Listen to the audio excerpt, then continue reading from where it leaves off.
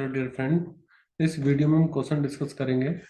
The kinetic energy K of a particle moving along a circle of radius R depends on a distance covered S as K equal to A S square. The force acting on the particle is तो इसमें क्या है कि हमें kinetic energy given है जो कि A S square है। एस यहाँ पर कोई भी डिस्टेंस कवर्ड है।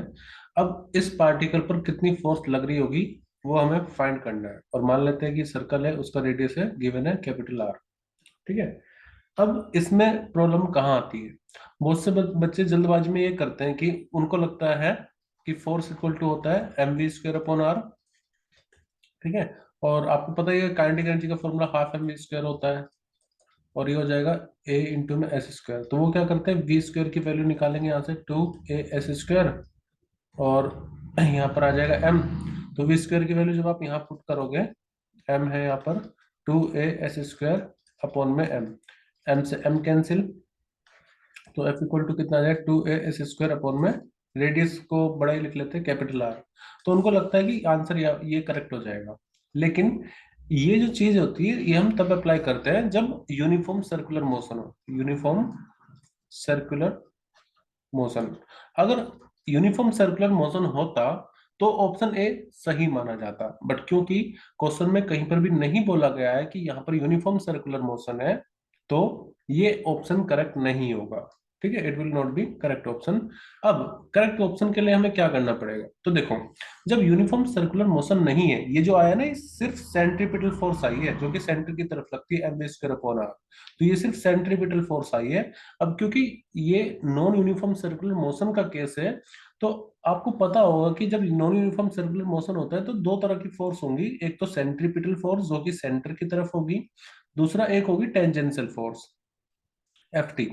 और आपको पता होगा ये दोनों फोर्स एक दूसरे के परपेंडिकुलर होंगे।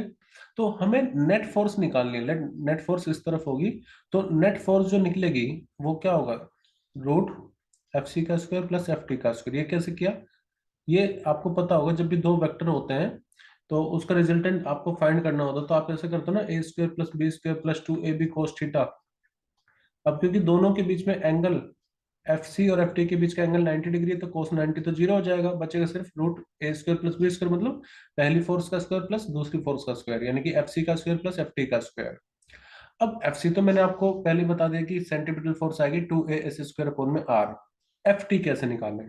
तो देखो, टेंजेंशियल फोर्स बराबर होती है मास इनटू में एक्सेलरेशन, और एक्सेलरेशन को हम लिख सकते हैं dv अपॉन dt। लेकिन ये जो मैं dv अपॉन dt लिख रहा हूँ यहाँ पर, ये टेंजेंशियल वेलोसिटी होगी। अब टेंजेंशियल वेलोसिटी का क्या मतलब है? तो देखो, जो वेलोसिटी टेंजेंट के अलोंग होती है उसको टेंजेंशियल वेलोसिटी बोलते हैं।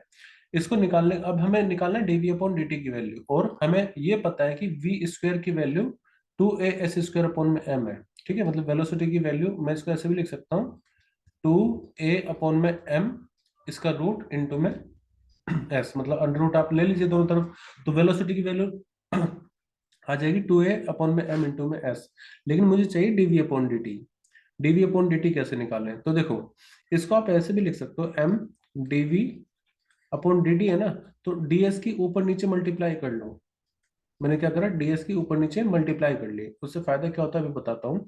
एक्चुअली वेलोसिटी यहाँ पर हमें, क्योंकि d v upon d t find करना है ना, तो हमारे पास वेलोसिटी एस पर डिपेंड कर रही है, टाइम पर डिपेंड नहीं कर रही है।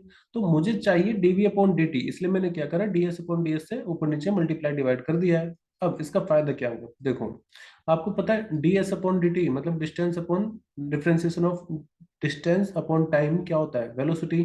तो इस वाले पोर्शन को तो हम क्या लिख लेंगे, वी। तो ये तो हो गया एम वी इंटू, यहाँ पर क्या बचा, डीवी अपॉन डी एस। तो हम आसानी से अब डीवी अपॉन डी एस यहाँ से निकाल सकते हैं। कैसे?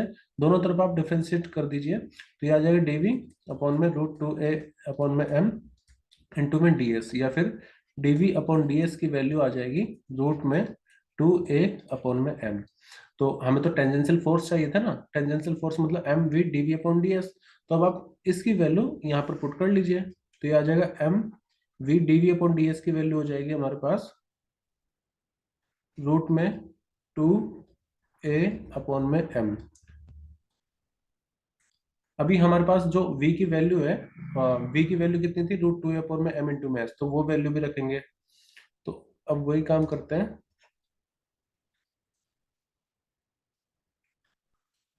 देखो f T equal to m, v की वैल्यू कितनी है, रूट 2 ए अपॉन में एम इंटू में एस, और फिर ये वाला पोर्शन जो कि हमारा d v upon d s है 2 ए अपॉन में एम। तो आप देखो ये और ये दोनों रूट हट जाएगा ना, मतलब स्क्वायर हो जाएगा इन दोनों का, तो रूट हट जाएगा तो ये बचेगा 2a अपॉन में एम ओनली इंटू में एस, या फिर एम से एम कैंसिल कर दो, तो टेंजेंशियल फोर्स आपकी आएगी 2a s, F T equal to आ जाएगा 2a s। ठीक है, अब यहां पर हम वैल्यू रखेंगे 2a s की, मतलब इसके बाद हमें क्या करना है, नेट फोर्स निकालनी है।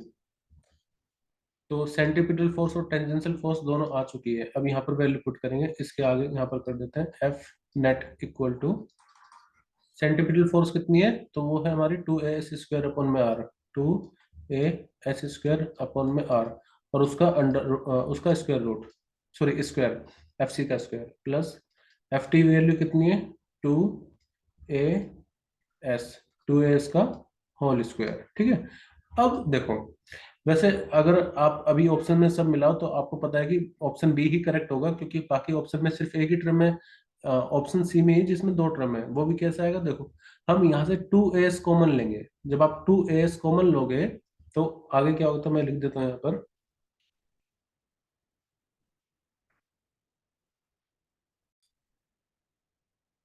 तो आपको क्या करना है, सिर्फ 2a s कॉमन लो यहाँ से, 2a s दोनों में ना, तो 2a s, और क्योंकि स्क्वायर है तो उसका स्क्वायर भी ले लो।